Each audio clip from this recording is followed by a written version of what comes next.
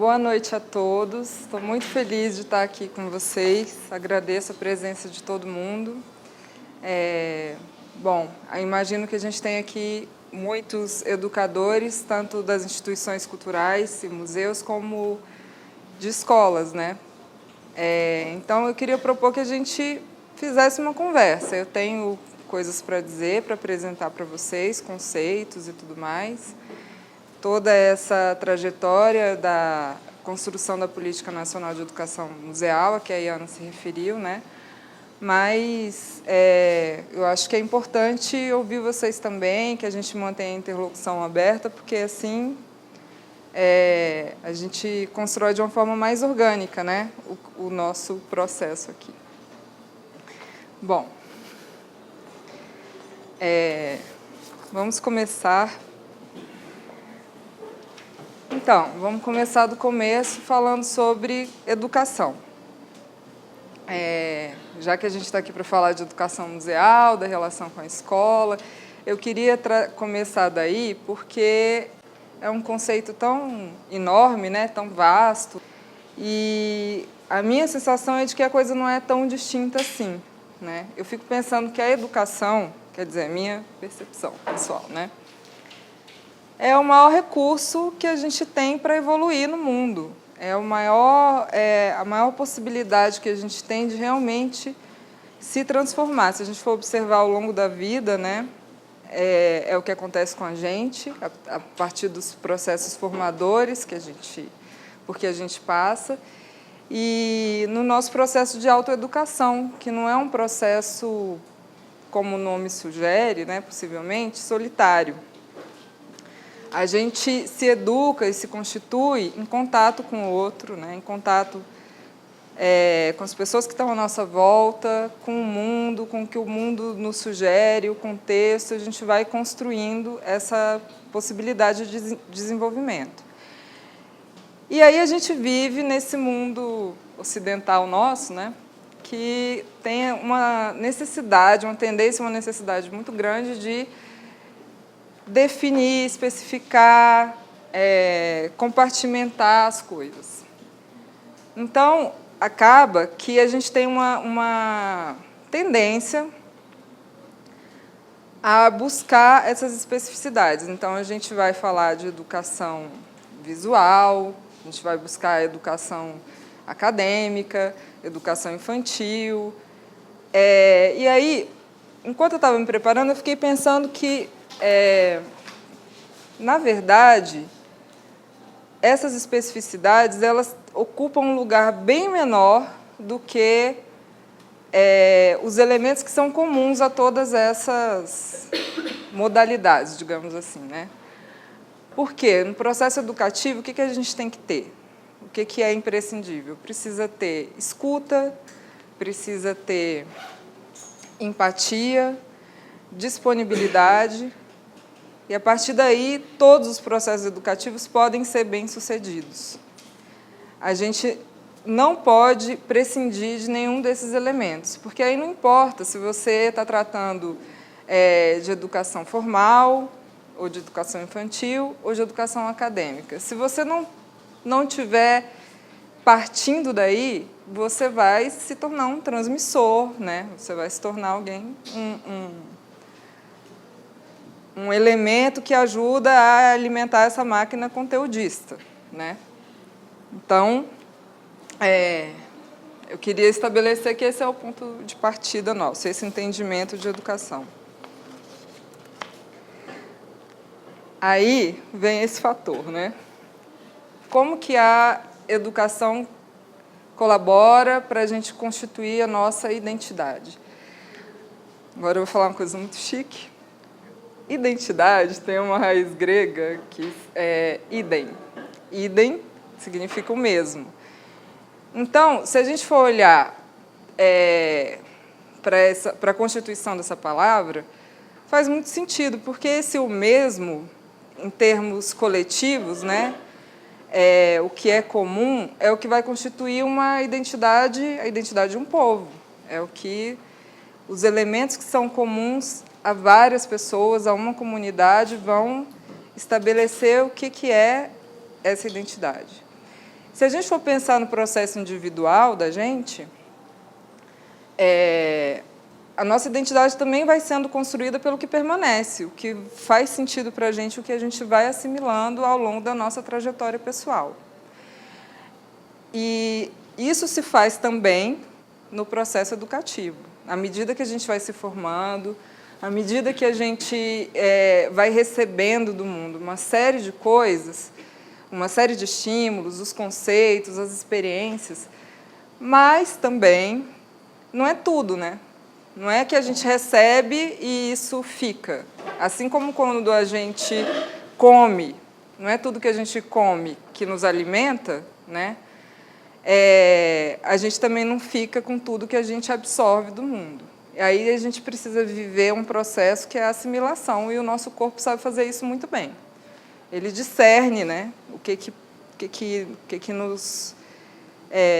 vai nos fazer bem, o que a gente precisa, do que a gente pode dispensar. E a gente faz esse processo de assimilação porque o nosso corpo é muito sabidinho, mas a gente, às vezes, não é tanto. Então, no nosso processo de educação, o que vai acontecendo, para a gente constituindo essa identidade, a gente vai precisar de códigos. Ao longo da nossa formação, a gente vai adquirindo esses códigos, né, para a gente depois poder fazer a nossa síntese, a nossa assimilação. Por isso que uma criança não pode frequentar um curso acadêmico, ela não vai assimilar esses conceitos, ela não desenvolveu simbolicamente uma série de coisas, ela não tomou contato com um tipo de percepção que é necessário para aquela pessoa que está no curso acadêmico, né? Então, ao longo da vida, essa criança vai recuperando, vai construindo, na verdade, esses códigos que vão permitir a ela fazer, que são as enzimas simbólicas, né? Vão permitir que ela faça a assimilação depois. Aí, já que eu estou falando de símbolo, vamos nos aprofundar.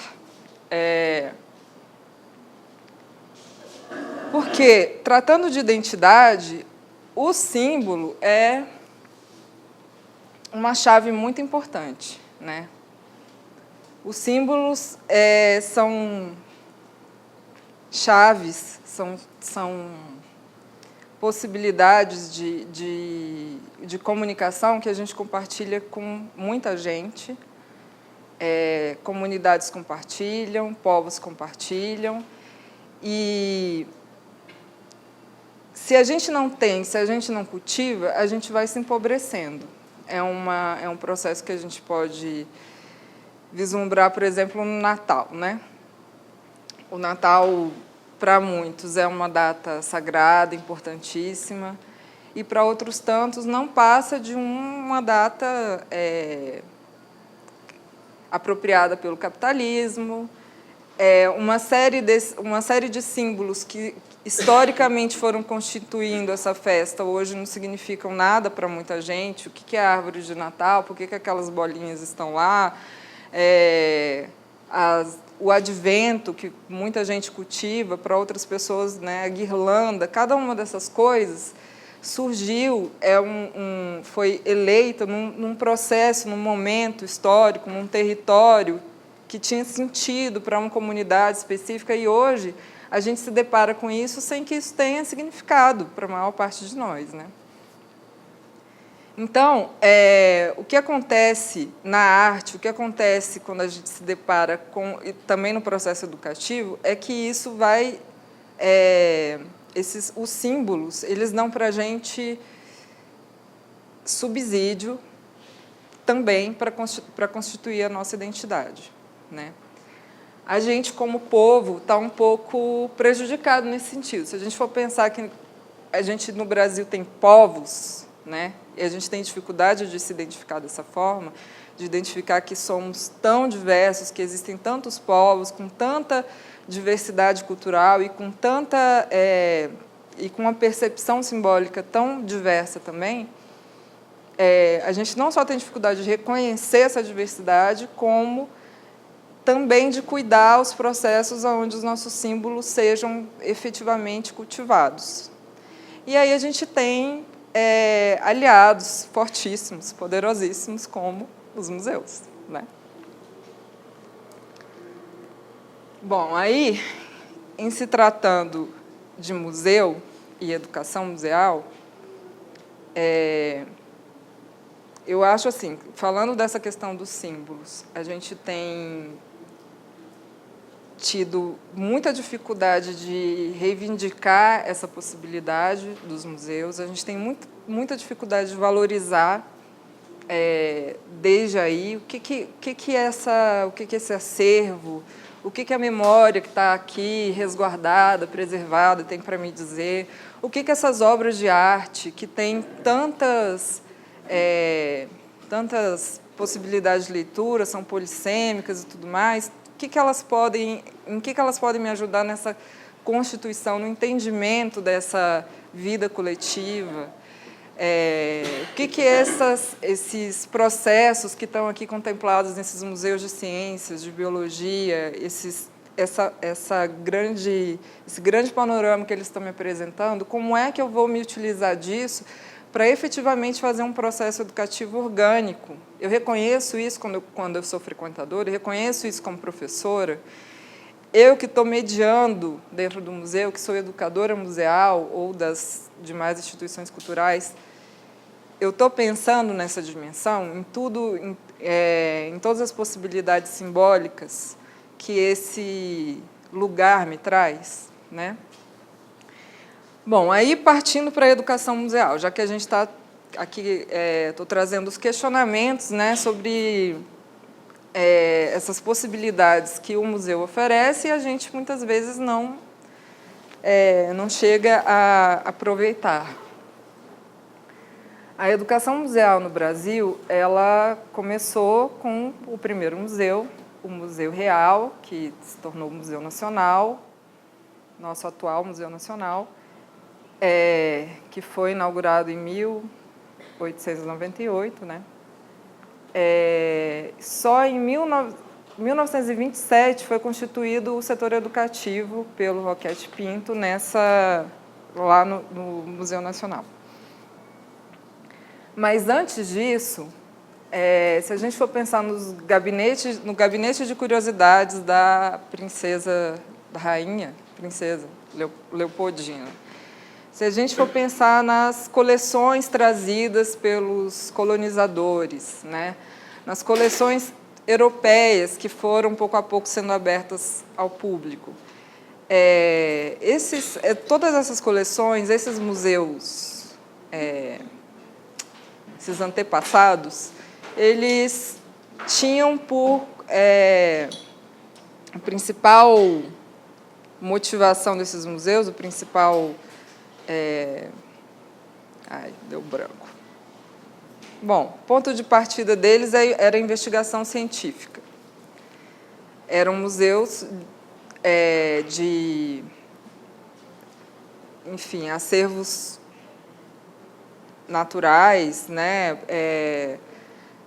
Amostras da fauna, da flora, principalmente esse era o escopo desses museus mais antigos.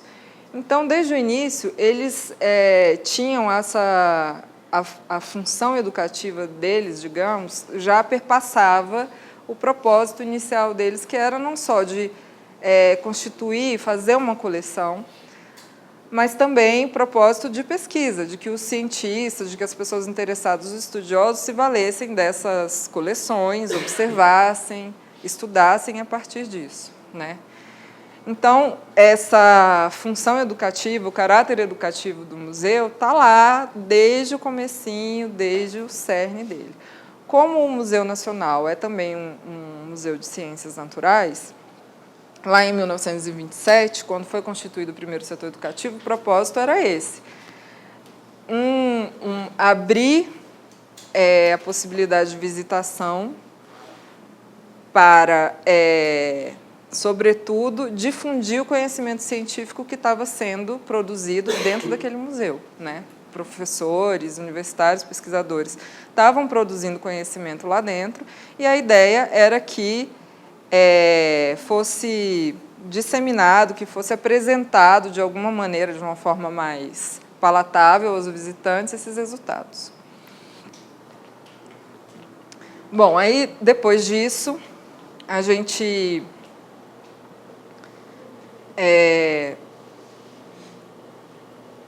depois disso vem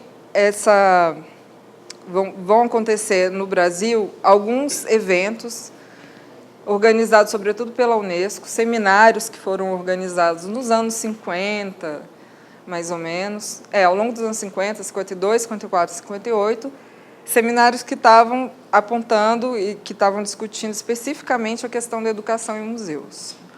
Ou a forma como o museu pode contribuir para a educação formal, ou como a educação formal pode contribuir para os museus.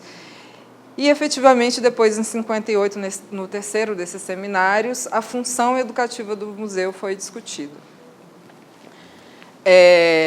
Eu falei que, enfim, a gente tem esses seminários na década de 1950, e ao longo dessa década também foram constituídos setores educativos em outros museus. Então, de 27 até 50, seguimos aí com o Museu Nacional, e de 50 em diante, algo como uns 8 museus foram constituindo, a partir daí, até 70, uns 8, 10 setores educativos conhecidos nos museus brasileiros.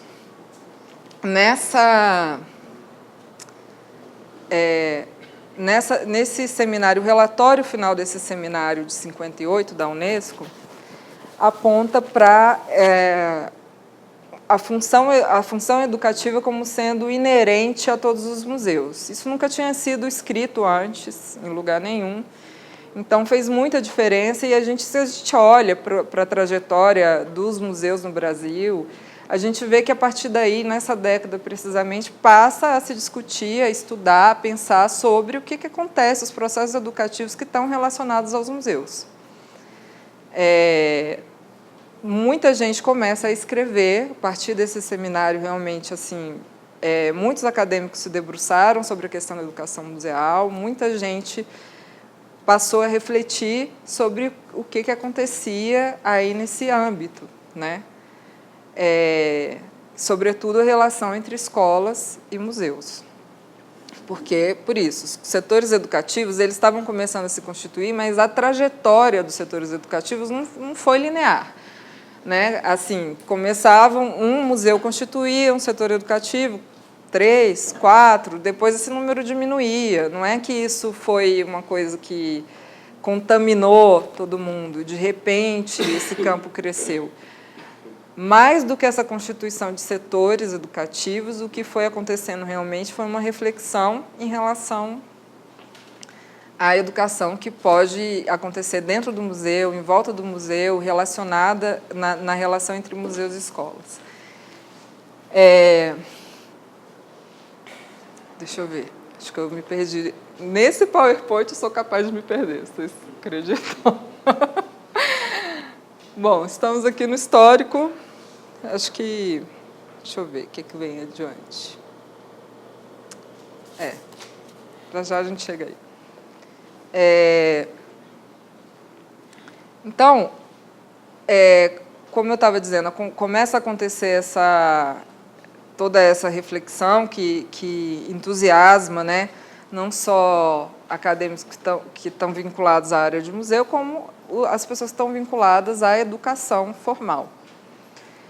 E aí começa, por exemplo, a gente começa a ver chegar no museu conceitos que são um pouco um resultado dessa efervescência intelectual, né, relativa ao tema. E aí, em 1954, acontece um decreto estabelecido, promulgado, não sei, um decreto em São Paulo que estabelece a criação de museus histórico-pedagógicos.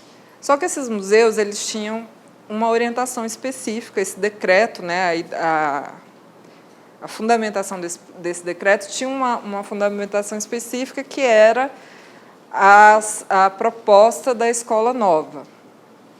A escola nova é uma proposição, uma pedagogia, digamos assim, né? Um conjunto de abordagem, uma abordagem, melhor dizendo, pedagógica, que foi elaborada pelo John Dewey no final do século, no começo do século XX, eu acho. E o que a Escola Nova dizia? Que o processo educativo ele servia ao melhoramento, ao aperfeiçoamento do ser humano para ele participar legal da sociedade, para ele melhorar a sociedade, né? Melhorando a si mesmo. E que esse era um elemento, o Dewey entendia também, que a educação era o único elemento capaz de possibilitar democracia realmente. Que a sociedade se tornasse um espaço democrático de verdade. E aí, essa escola nova, o John Dewey, essas ideias foram muito importantes, fundamentais para inspirar e ancorar o trabalho realizado, por exemplo, pelo Anísio Teixeira e pelo Paulo Freire. Foi uma inspiração e uma referência importantíssima para eles. Então, a gente vai vendo, a Escola Nova dizia respeito à educação formal. O John Dewey e depois Anísio Teixeira, Paulo Freire, eles estavam pensando sobre os processos formais de educação. Só que isso foi contaminando os processos que aconteciam dentro dos museus.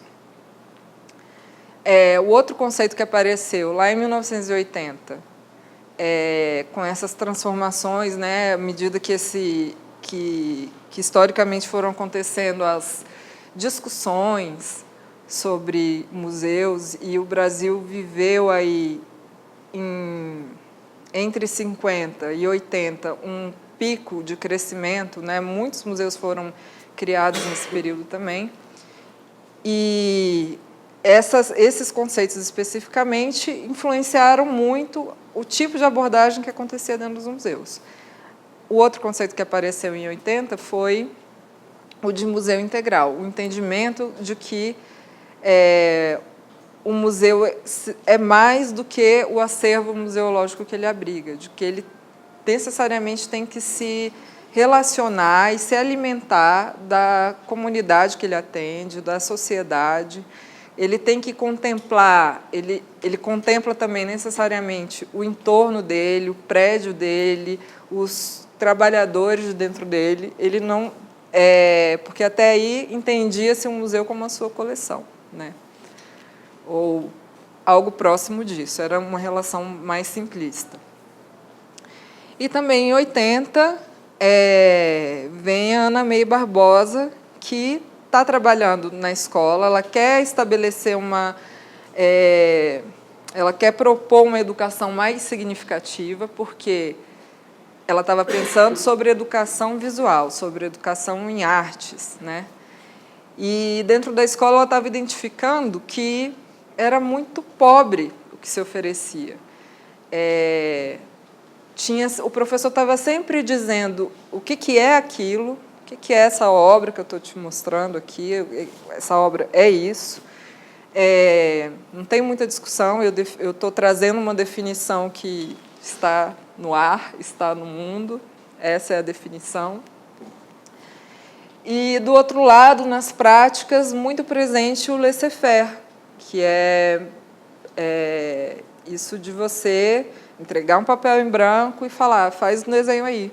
Ou algo muito próximo disso, talvez um pouquinho mais de direcionamento, mas essa ideia de que nas aulas de artes os alunos têm liberdade total para fazer o que quiser ou não fazer, e aquela prática ser colocada, ser tratada como algo meio aleatório mesmo, e acessório, né? Que é um fantasma que ronda ainda as escolas até hoje. Então, isso incomodava muito ela, e ela pensou numa forma de, depois de olhar para todo o campo da arte e educação, como é que isso foi tratado desde o início, desde a missão francesa, né? todas as práticas em artes conhecidas, registradas, né? Ela se debruçou sobre isso e pensou em propor um horizonte novo para os professores, que é a abordagem triangular. Eu vou desdobrá-la um pouquinho mais daqui a pouco. Aí temos, além da Ana May, da Escola Nova, do Museu Integral, a educação patrimonial, que aí vem uma abordagem, uma forma de pensar a educação que tem uma ligação completamente estreita com o museu, porque o museu é patrimônio, né? A maior parte dos museus são patrimônio. Então, ele começou, o museu estava contemplado, a princípio, completamente contemplado, dentro dessa percepção proposta na educação patrimonial, que a gente tem aí uma teórica pioneira, que é a Maria Lourdes Parreira Horta, e ela propõe que a educação patrimonial se faça a partir de quatro ações específicas, que seriam, assim, ações essenciais. Não se restringem a elas, mas seriam essenciais. A ideia de que as ações seriam a descrição do ambiente, né? A abordagem e descrição do território, o registro do que se vê, o registro do que foi identificado nesse território, a exploração do território e a apropriação. Então, as ações de educação patrimonial, a princípio, tinham essa impronta, a abordagem dizer respeito a isso. Vamos olhar, vamos perceber do que se trata, isso que eu estou vendo aqui, esse conjunto arquitetônico, esse monumento, enfim. Explorar, registrar, explorar e, então, se apropriar, né? Essa apropriação diz respeito a, em se tratando de educação patrimonial, a ideia de que isso me pertence, não em termos de posse mesmo, né? Me pertence em termos de me constitui, isso é parte de mim. Eu estou aqui nesse ambiente, esse monumento, esse território, me constitui porque eu vivo aqui, as minhas experiências estão relacionadas a isso, eu estou me constituindo também a partir disso. E eu também dou significado a isso. Não é que esse território, esse patrimônio tem significado por si mesmo. Mas, ao mesmo tempo, isso que eu estou falando já é uma coisa mais moderna, né? Isso não estava tão claro, tão contemplado pelas premissas iniciais da Maria de Lourdes e tal. Aí vem uma releitura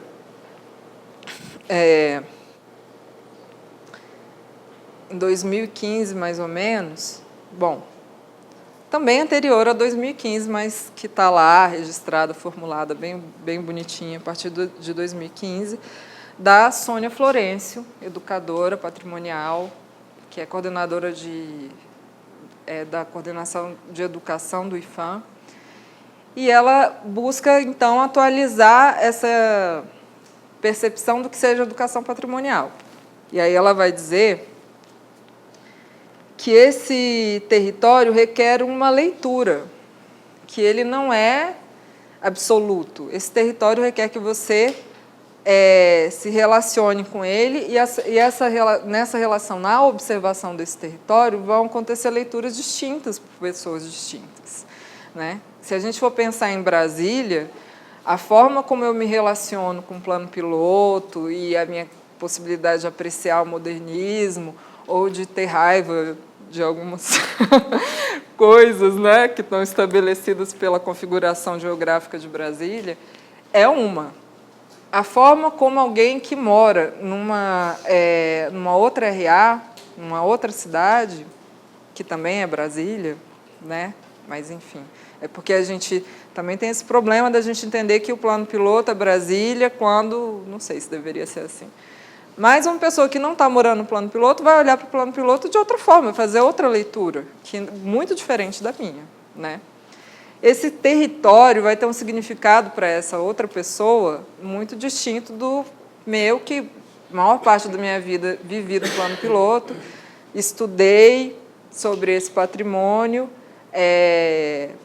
trabalhei com educação patrimonial, então eu procurava fazer com que pessoas que estivessem contempladas nessa ação educativa olhassem, se comovessem com esse patrimônio. Então, eu fui desenvolvendo várias camadas nessa relação que são muito diferentes da possibilidade de alguém que vem para cá só trabalhar, ou que nem isso, que vem eventualmente fazer uma compra, né? Então, a Sônia fala da leitura do território, dessa possibilidade que vai ser diferente para cada pessoa.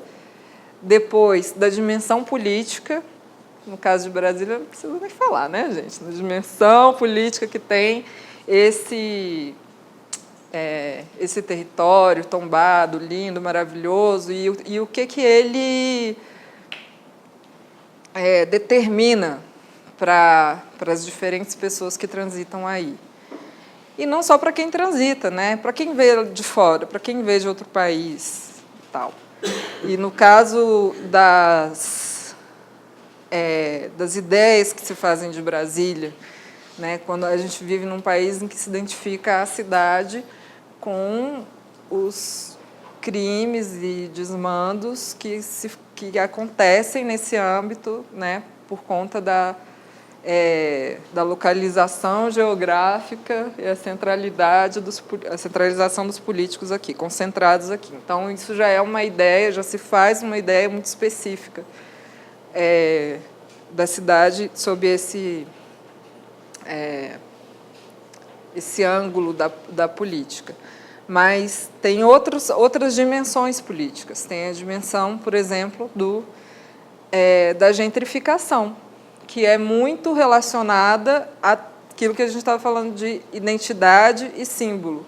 Será que um povo que tem a sua identidade fortemente constituída, será que um povo que tem uma percepção simbólica muito forte do que significa esse território, as coisas que constituem esse território, será que vai ser simples o processo de gentrificação?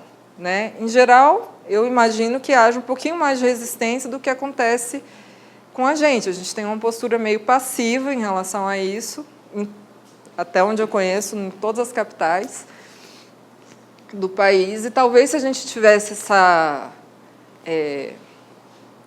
um conhecimento, um orgulho, uma percepção de como esse território vai constituindo a gente, talvez a gente tivesse uma relação diferente com tudo isso de especulação e coisa e tal. Isso também diz respeito à dimensão política, né? E aí a Sônia fala também das relações com outros elementos que não estavam contemplados antes, né, na ideia de educação patrimonial. Ela traz a questão das comunidades que ocupam esse território, elas estão forjando a memória, elas estão dando significado, e a dimensão humana desse território. Então, aí a gente pode dar um pulinho a mais e pensar na dimensão afetiva disso, né? Porque, até onde eu sei, o IFAM ainda não tem essa classificação de patrimônio afetivo. Mas isso existe, isso constitui, a gente se liga a esse ambiente, se liga a essa dimensão simbólica pelo afeto também. Então, tudo isso que eu estou falando em relação à educação patrimonial foi para dentro do museu de alguma forma. Os educadores começaram a pensar, não sei se pensaram, se refletiram a respeito, mas eles foram internalizando essa ideia de que precisava acontecer um processo de apropriação, de que precisava haver uma contextualização e uma abrangência da leitura feita dentro do museu, principalmente em relação ao prédio do museu, né, mas o acervo sendo significado também em relação a essa abrangência maior que a educação patrimonial conseguiu ancorar, né? Enfim. Aí a gente vem para as metodologias. Como eu tinha falado do Paulo Freire, que foi desenvolvendo seu trabalho muito fundamentado lá na Escola Nova, com esse propósito de democratizar a educação, né? De, na verdade, democratizar a sociedade. O que acontece quando a gente observa os processos educativos no Brasil, né, tudo que foi formulado depois do Paulo Freire, tem uma relação muito forte com o Paulo Freire. E dentro da educação museal, tudo que foi se constituindo, também foi se constituindo em função e a partir do que ele propôs, né? Aí eu queria ler aqui, porque, né, ele merece. Duas frasezinhas que vão dar uma ideia mais clara, né, do que eu poderia sozinho. A educação é um processo constante de libertação, é uma ação dialógica em que todos são sujeitos construtores de conhecimento. Nesse processo não é possível isolar o homem do mundo e sua realidade, bem como não é possível tirar dele a capacidade de transformá-los. A educação é, portanto, um processo de transformação e construção da história em que o homem faz-se ao passo que o mundo faz-se por sua ação. Assim, uma geração fornece à outra marcas da realidade.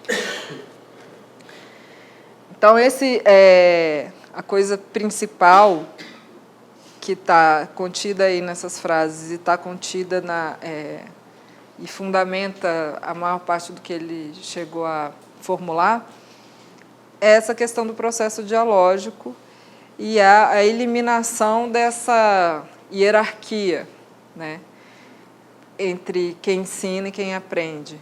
A eliminação desse processo, porque, na verdade, ele fala de construção do conhecimento e e dos agentes dessa construção, como que se constrói, as possibilidades. E eu acho que isso contém aquilo que eu estava tratando lá no início, em relação à escuta, à empatia e à possibilidade de construir junto, né? Aos poucos, isso foi chegando dentro do museu, também em função do que se pensou para a escola formal, porque é isso, Paulo Freire estava pensando na educação escolar. Depois vem a Ana May Barbosa. Em termos de metodologia, o que ela propõe não é uma metodologia exatamente, é uma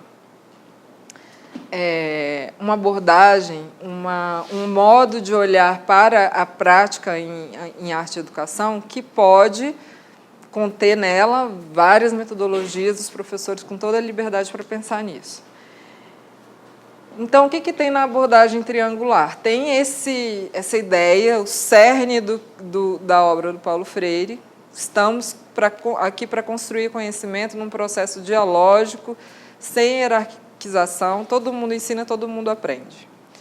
Então, no caso da abordagem triangular, a Ana May propõe que na arte e educação, no contato com a obra de arte, a partir do contato com a obra de arte, naquele momento você vai oferecer para os seus alunos uma contextualização daquela obra de arte, em termos da biografia de quem fez, do contexto histórico e geográfico, tudo que contribuiu para aquela pessoa, naquele momento, chegar àquilo, àquela criação específica.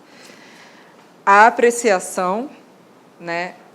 Então, eu acho que ela nem sequer estabeleceu que haveria uma ordem, que a contextualização teria que acontecer antes ou depois, por exemplo, da apreciação.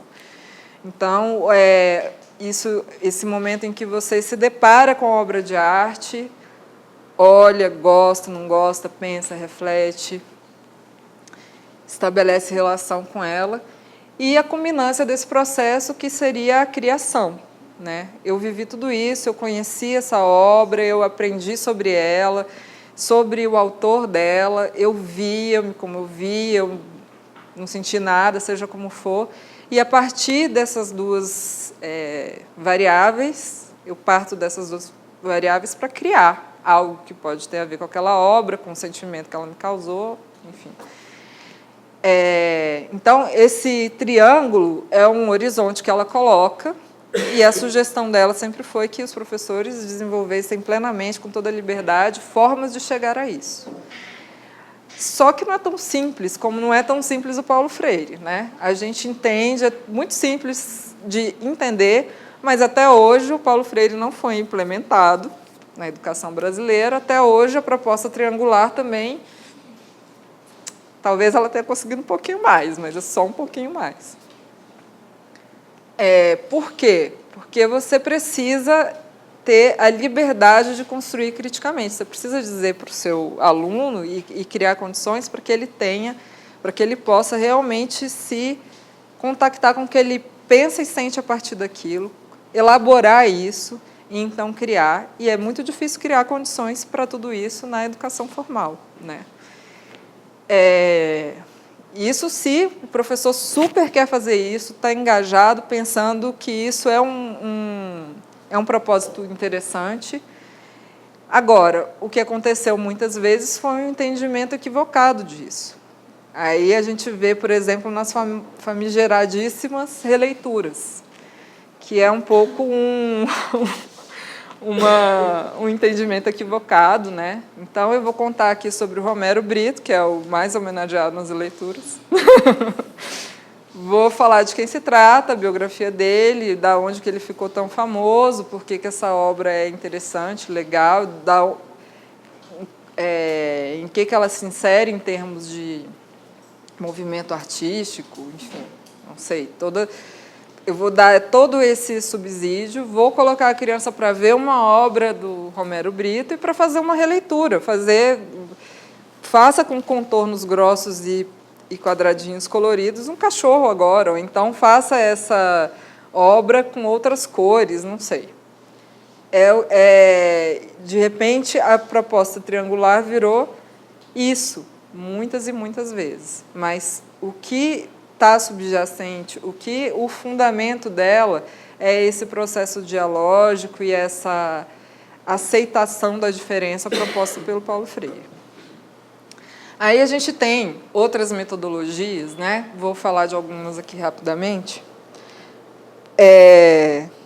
Porque assim, a abordagem triangular certamente é a mais popular de todas, entre todas essas. E ela foi da escola, de dentro da escola, para o museu. Os setores educativos se ancoram muitas vezes nela, das instituições culturais, de forma mais ou menos bem-sucedida, de forma mais ou menos comprometida com essa premissa básica inicial, originária, né? Mas aí a gente tem aqui também outros teóricos que também propuseram metodologias. A gente tem, por exemplo, a Carmen Wolff,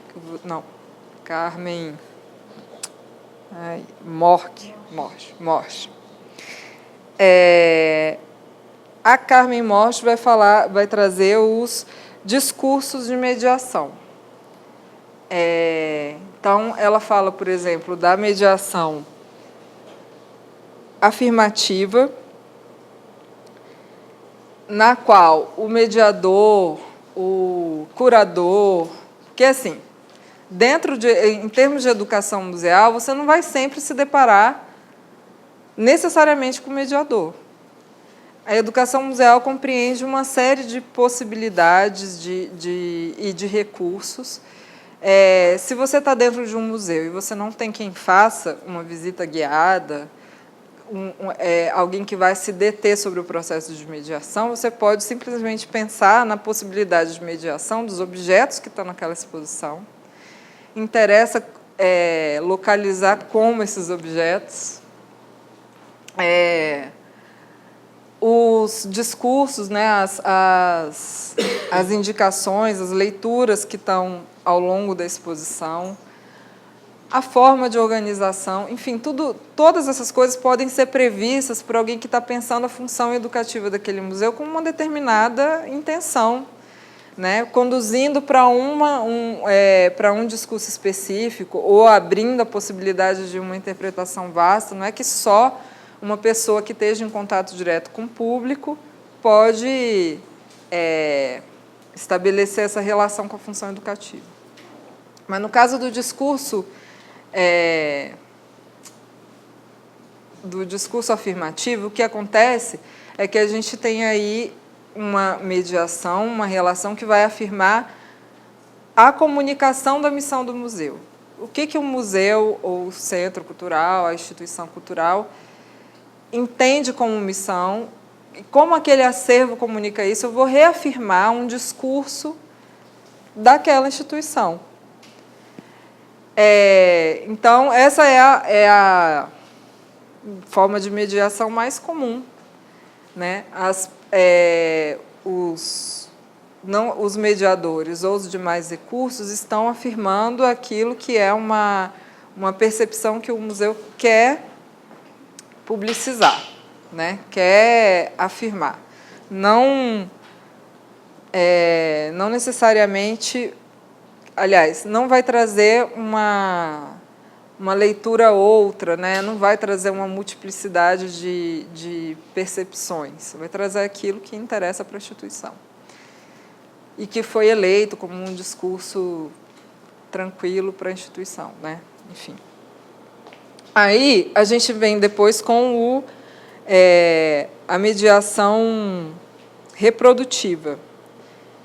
Essa mediação está dirigida especificamente para formação de públicos futuros. Então, quando a gente pensa na mediação de uma noite de museus, ou até mesmo na mediação dirigida às escolas, né? Para alguns centros e alguns museus isso é mais entendido de forma mais ou menos estratégica, existe mais ou menos atenção voltada para isso, mas a ideia é que essa mediação reprodutiva ela tem essa intenção específica de conquistar o público e de estabelecer, criar recursos e criar elementos que digam respeito especificamente àquele público, né? Aí, depois disso, a gente tem a mediação desconstrutiva. Por aí, na mediação desconstrutiva, você tem o espaço que não tinha ali na afirmativa, né? Para abranger outras versões, para questionar, para estabelecer uma relação crítica com o que está apresentado ali, para pensar se esse discurso é o único discurso, trazer o contraditório para dentro da mediação, escutar, né? É onde vai haver mais espaço para essa relação dialógica. Eu estou falando aqui, gente, muito genericamente e de forma simplificada. É claro que também, muitas vezes, essas modalidades se interconectam, né? Se contaminam e tal. E aí a outra modalidade de mediação que ela traz é a transformadora. E aí, nesse caso, é a instituição que estabelece uma adaptabilidade, né? Essa instituição se coloca em função da sociedade. Ela tem uma disposição para questionar a si mesma e a sua própria estrutura. Essa é a mais difícil de acontecer, né? Acho que é meio óbvio.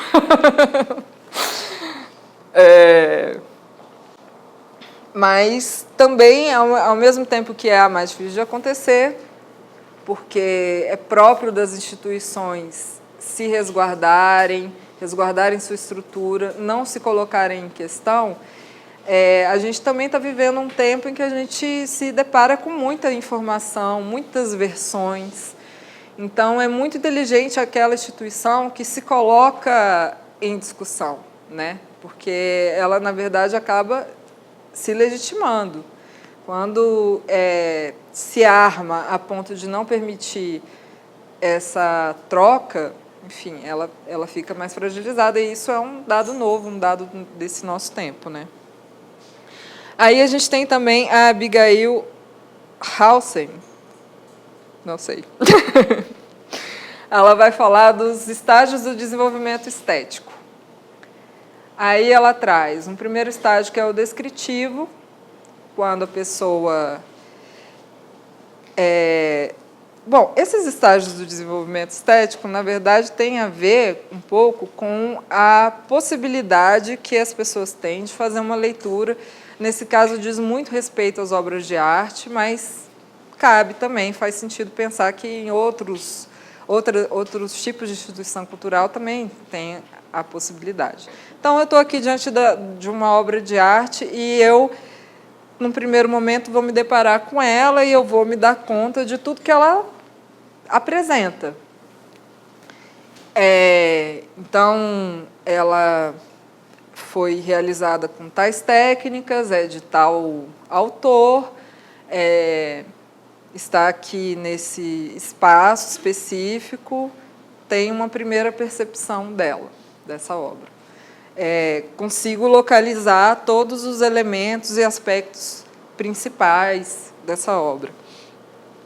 E tem um espaço, né, para o gosto ou não gosto. Aí tem um momento construtivo, que eu vou pensar, a etapa construtiva. Eu vou pensar, tem espaço para uma especulação, né? Essas formas, esses elementos, por que essas cores? Qual seria a intenção do artista ao elaborar essa obra? Né? É um momento em que aí eu vou trazer os recursos que eu tenho,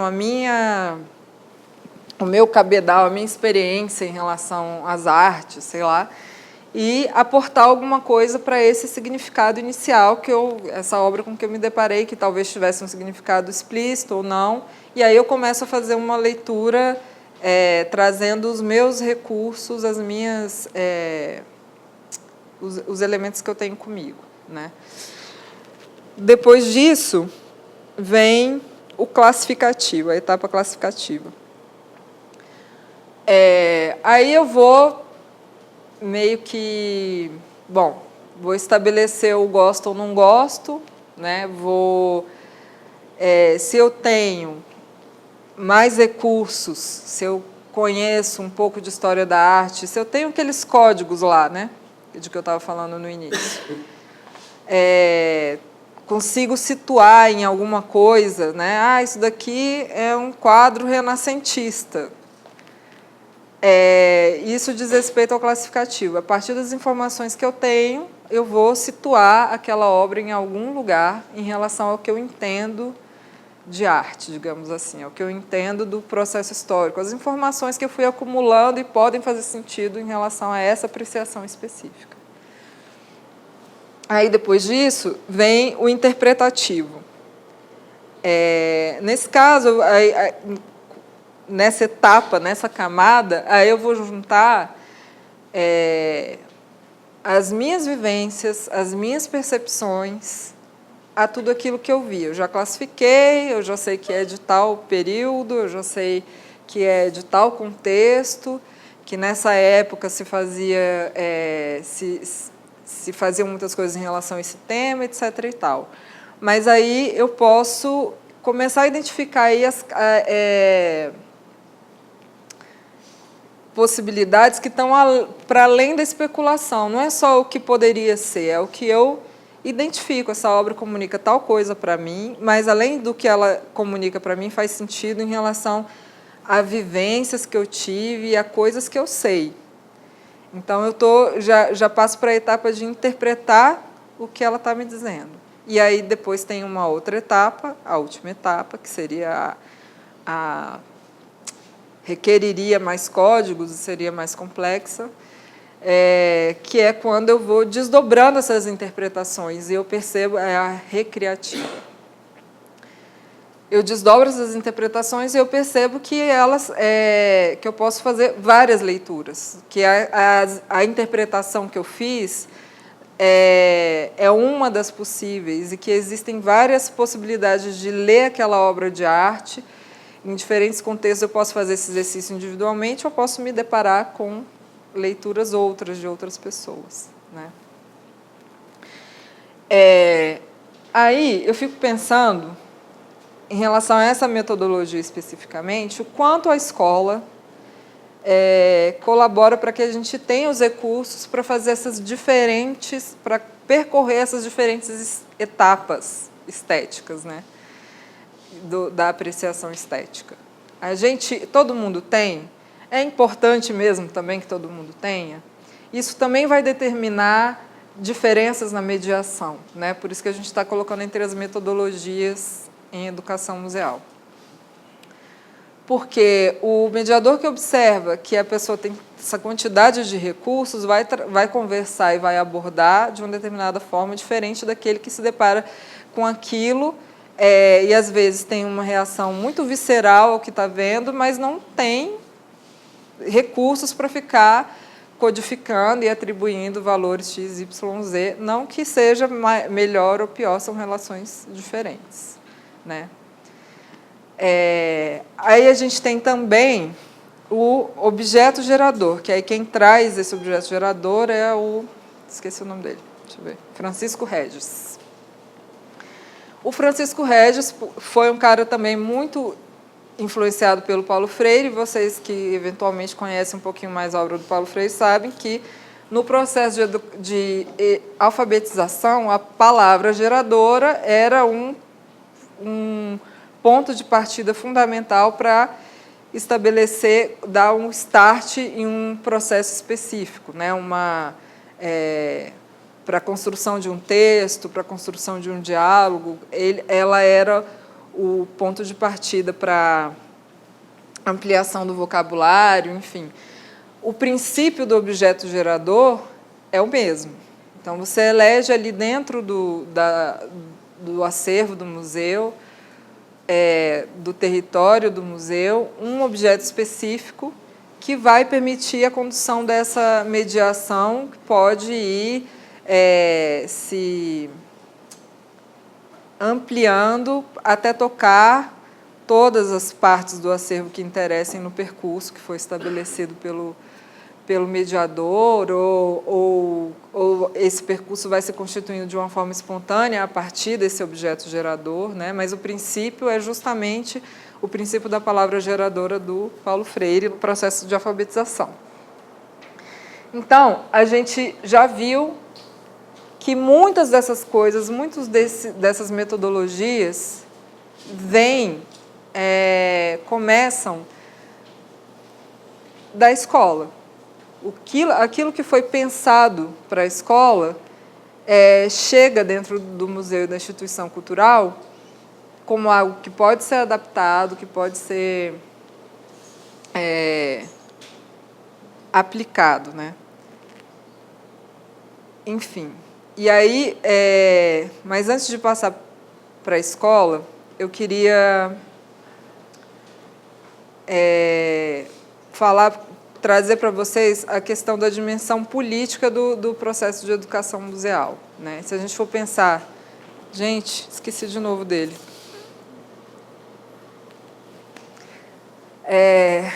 Políticas públicas para museus, isso... Enfim, a gente teve um Monumenta lá nos anos 80, que foi voltado especificamente, política pública voltada para museus também, né? Porque a ideia era abranger a questão do patrimônio e os museus incluídos aí. E depois, em 2000, muitas discussões aconteceram, tá, gente? Muita coisa, muita água rolou por debaixo da ponte, mas em termos de política pública para museus, a gente tem aí a Política Nacional de Museus, que é instituída em 2003.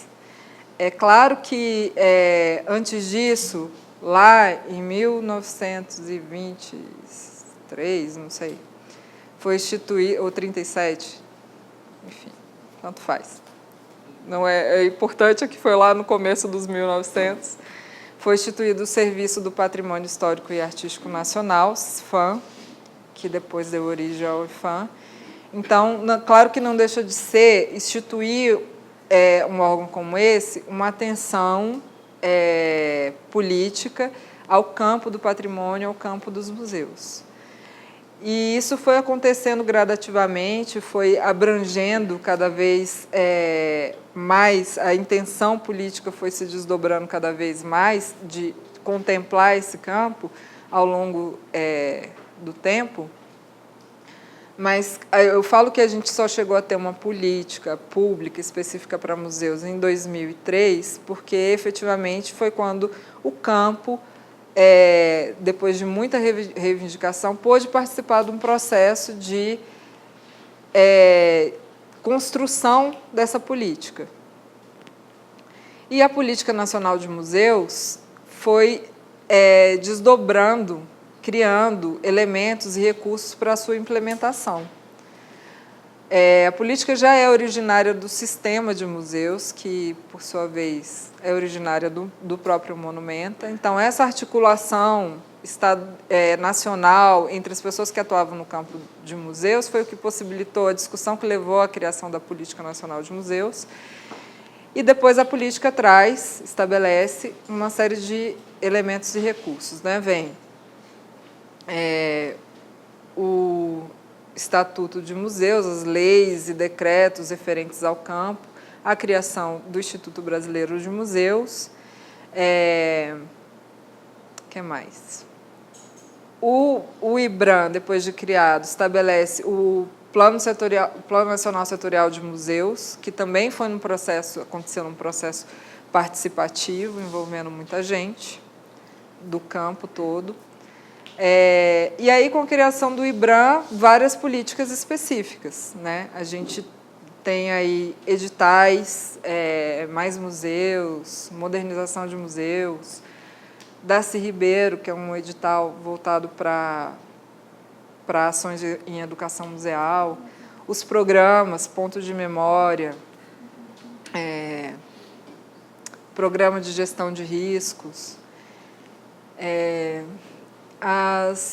o cadastro e o registro nacional de museus, que aí vem para a gente poder ter um contato com esse campo, poder ver a cara dele, que museus, quantos museus a gente tem, como é que eles são, ter dimensão de como é esse campo. A gente começou a ter uma qualificação da informação, porque aí a gente tem dentro do IBRAM um setor específico que tá voltado para isso, para fazer pesquisa. Tem formulário anual desenvolveu o formulário anual de visitação, desenvolve pesquisa para a gente conhecer a realidade desses museus. E aí tem também a criação dos eventos, tem o Fórum Nacional de Museus, que acontece a cada 2 anos, e anualmente a Semana Nacional de Museus, que acontece na época do 18 de maio, Dia Internacional de Museus, e a Primavera de Museus. Aqui estamos, E aí, a gente também tem a política mais linda do IBRAM, que é a Política Nacional de Educação Museal. A PNEM, que é o apelido dela, também surgiu de uma demanda do campo em 2010. Na transição entre IPHAN e IBRAM, vários educadores dos museus do IBRAM se reuniram num encontro específico deles, educadores dos museus geridos pelo IPHAN e IBRAM em transição. E desse encontro saíram várias propostas que foram orientadoras para a política depois. Estabeleceu o que queria, os educadores disseram: queremos um Programa Nacional de Educação Museal.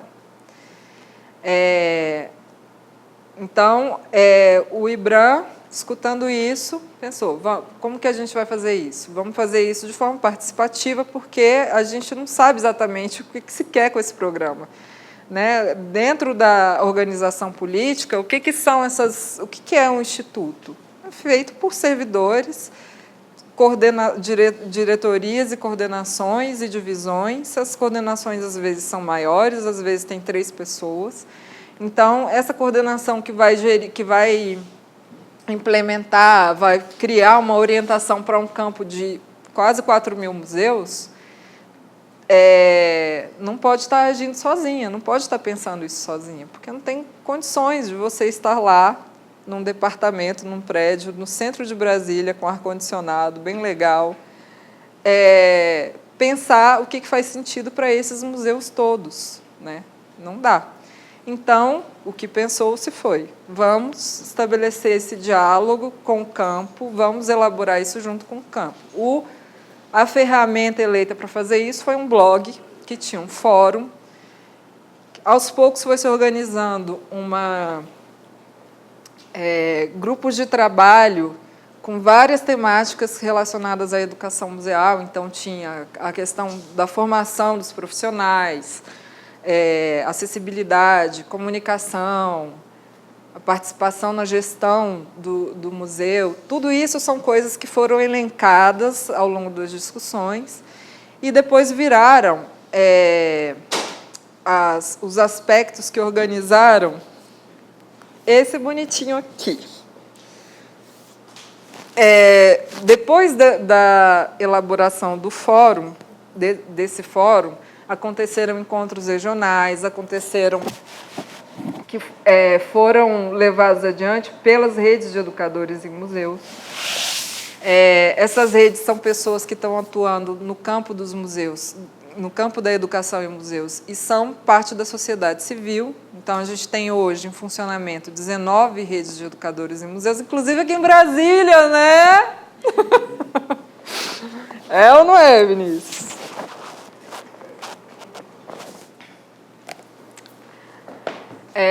Então, as redes de educadores foram fundamentais para tornar esse processo, para disseminar esse processo. Porque, né, como eu disse, algumas pessoas lá no ar-condicionado não iam conseguir fazer isso. Então, elas centralizaram a possibilidade de fazer esses encontros regionais, sempre em comunicação com a Coordenação de Museologia Social e Educação, no IBRAM. Foram eleitos coordenadores dos grupos de trabalho temáticos, que foram desenvolvendo esses fóruns e instigando e motivando as pessoas a participar. E aconteceram os 2 encontros nacionais para a elaboração a princípio, Programa Nacional de Educação Museal, que depois se configurou como Política Nacional de Educação Museal. Então, houve um primeiro encontro no Fórum de Belém, em 2014. Nesse encontro foram levadas as diretrizes do grupo... Ai, gente, eu esqueci. Conceitos... Era um grupo de conceitos em educação museal, uma coisa assim, porque enfim, conceitos e alguma coisa. Esse grupo estava trabalhando diretrizes, eles tinham, dentro da discussão, estavam constituindo apontamentos e diretrizes que fariam mais sentido para pensar nessa política pública de uma forma total. A partir disso que esse grupo produziu, dessas diretrizes que foram apontadas, trabalhou-se nesse fórum em Belém. E foram definidos, a partir do trabalho desse grupo, os 5 princípios que estão contidos na Política Nacional de Educação Museal. Depois, foi contratada uma consultoria, porque chegou-se a um documento enorme de quase 200 páginas, o documento preliminar, com o resultado de todas as discussões, as sugestões dos encontros regionais, do fórum na internet. Então, definiu-se também no primeiro encontro que precisava haver uma organização desse documento para que fosse possível chegar a um documento final da política, para que ele pudesse ser consensual, houvesse uma discussão em relação ao que estava ali naquele documento e uma votação, se fosse o caso, uma consensualização. Então, essa consultoria organizou isso, fez elipses, fez ajuntamentos, e chegou-se a uma proposta que foi ao segundo encontro nacional, que aconteceu no âmbito do fórum, o 7º Fórum, lá em Porto Alegre, em 2017. E nesse fórum, a partir desse documento, chegou-se às diretrizes da Política Nacional de Educação Museal. Juntando princípios e diretrizes, no final de 2017, foi publicada a Portaria 422, que implementa e institucionaliza a PNEM. E aí depois, sim, vem o bonitinho. Depois que a PNEM está institucionalizada, esse processo está todo contado aqui, como foi histórico, o processo histórico mesmo. E o caderno traz também um glossário com todas as acepções, o entendimento dos conceitos comunidade, acessibilidade plena, formação, formação integral, museu integral, tudo isso está aqui para ficar claro qual que é a abordagem que está contemplada na PNEM. Então, algumas dessas coisas de que a gente falou aqui, de uma forma ou de outra, estão dentro do caderno, porque dentro da portaria, a portaria é muito sintética, né? Ela traz lá os princípios, as diretrizes, mas é um documento sintético. Então, o caderno trata de trazer de uma forma um pouco mais extensa, né? E mais clara esses conceitos. Bom, aí eu tratei da PNEM porque foi muito importante para o campo da educação museal, para as pessoas que atuam dentro dos museus e das instituições culturais, essa legitimação. A gente não tem... Isso é uma coisa que está em discussão para todas as redes de educadores do país, a fragilidade do educador que atua dentro dessas instituições, em termos do vínculo que ele tem com a instituição, em termos da possibilidade que ele tem de intervir na gestão, do reconhecimento que ele tem por parte da gestão, o que é muito impressionante, porque, no fim das contas, esse profissional, ele determina muito, em grande parte, a impressão que o público tem da instituição, porque ele aborda, ele se relaciona com o público já num primeiro momento, e ele está comunicando esse museu ou essa instituição cultural. As escolas, quando elas vão se relacionar com esses educadores, o que acontece? A gente tem um ajuntamento de preconceitos, muitas vezes. Tem o educador de dentro da instituição cultural, o museu, muitas vezes com a percepção de que a escola não se relaciona com o que ele está oferecendo, é conteudista e quer que dentro daquela visita esteja ilustrado o tema que ele está trabalhando na sala de aula, que aquela visita não passa disso, vamos fazer isso aqui. Você vai entender agora o que foi em Confidência Mineira, porque estão aqui todos os instrumentos para isso. Eu estou te mostrando esse acervo que diz respeito a esse período e tudo mais. Isso acontece? Acontece mesmo. Eu, uma vez, fui ao Museu Náutico da Bahia. Foi muito forte para a minha experiência, porque, afinal de contas, a gente, né, toda a história do descobrimento, né, toda aquela narrativa mítica do 1500 está muito presente em gente que se formou na época que eu me formei. Né? Então, de repente, me deparar com restos de caravela, com a louça daqueles navios, com os instrumentos de navegação, num museu que fica de frente para o mar, e do museu eu vejo a Península de Salvador, é muito forte, né? Vem tudo muito junto. Aquilo ilustra, de fato, serviu para mim para ilustrar tudo aquilo. E olha que não tinha mediação, não tinha nada, era a forma como a exposição estava constituída. Então, a questão é, uma vez que a gente tem uma política nacional de educação museal, o educador tem a possibilidade de se colocar como alguém mais legítimo no processo, porque até aqui a educação museal ficou tão a reboque do que foi pensado para a escola, do que foi pensado para a educação patrimonial, que parece que qualquer um faz. Então, a partir daqui, a partir desse marco, a gente tem subsídios para refletir sobre as especificidades da educação museal. E, ao mesmo tempo, as escolas podem ser, a partir daí, convidadas a construir junto, né? Uma vez que o educador se coloca como alguém mais autônomo, mais participante da proposta do museu. Por que não estabelecer uma parceria? Por que não se dirigir à escola pensando, o que vocês acham de criar um centro de memória dessa escola, por exemplo? Por que não estabelecer com o professor que está levando os seus alunos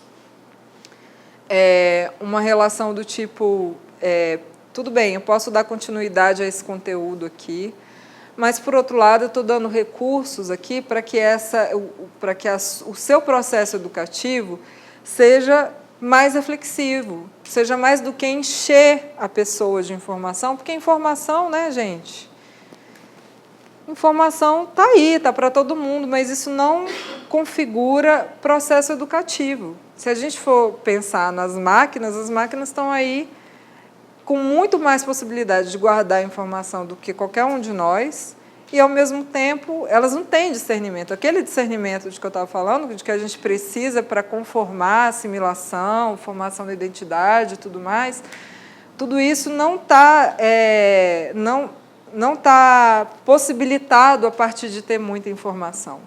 Então, a gente tem o que contribuir para o professor, que está cansado, muitas vezes, que tem, efetivamente, que passar muito conteúdo.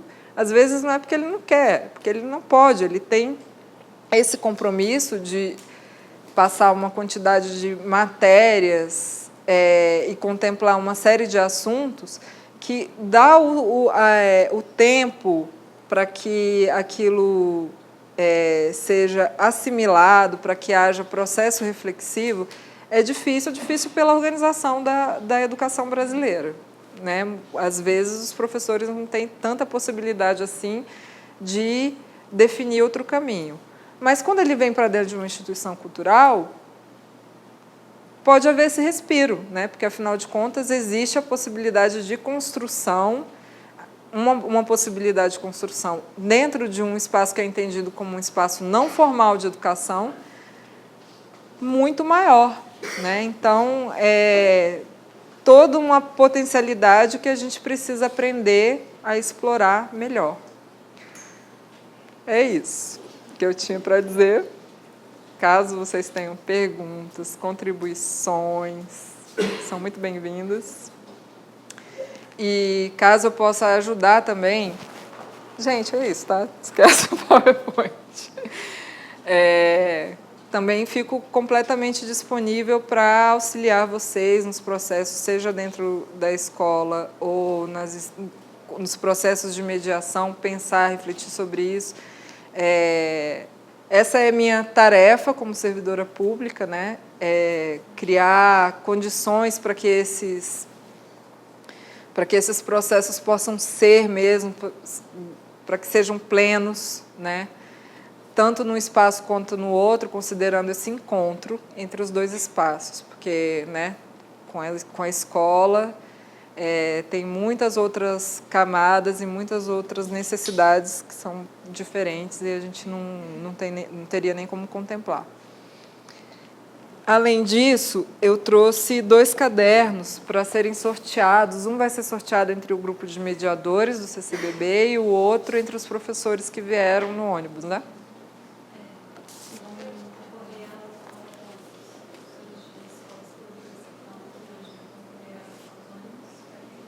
Ah, tá.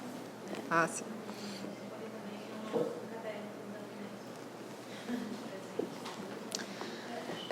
De qualquer forma, esse caderno está disponível online. Se vocês, enfim, eu não coloquei aqui o endereço, mas se vocês entrarem no site do IBRAM ou no site da PNEM, que vai estar disponível a partir de quinta-feira, pnem.museus.gov.br e museus.gov.br, vocês encontram um caderno lá disponível, tá?